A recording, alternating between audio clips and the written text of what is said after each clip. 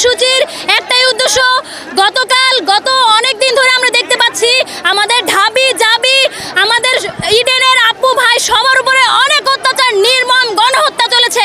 আমরা সেই বিচার চাওয়ার জন্য আমরা এখানে সবাই একত্রিত হয়েছি। আমরা চাই না আর কোনো ছাত্ররা কোনো সন্ত্রাসীদের হাতে খুন হোক। আমরা চাই আমাদের অধিকার আমাদের দেখ, আমরা চাই আমাদের কোটা সংস্কার হোক। আমরা এটার বিচার চাওয়ার জন্য সবাই আমরা এখানে একত্রিত হয়েছি। আমাদের গাজীপুরের আমরা সব স্টুডেন্টরা একত্রিত হয়েছি।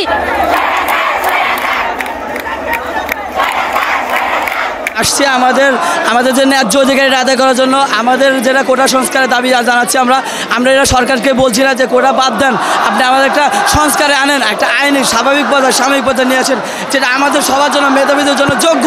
রাজপথে এই জন্যই নামছি, আমার ভাইয়ের রক্ত, আমার বোনের রক্ত, এর দাম, এর বিনিময়ে এই রাজপথে আমরা থাকবো যতক্ষণ আমাদের কোটা সংস্কার দাবি মানা না হচ্ছে। এটা যখন মানবেন, যখন আইন প্রণয়ন হবে, তখন আমরা এই রাজপথ ছাড়বো এবং আমার ভাইয়ের রক্ত, বোনের রক্তর দাম দিতেই হবে এই কোটার মাধ্যমে, এই সংস্কার মাধ্যমে।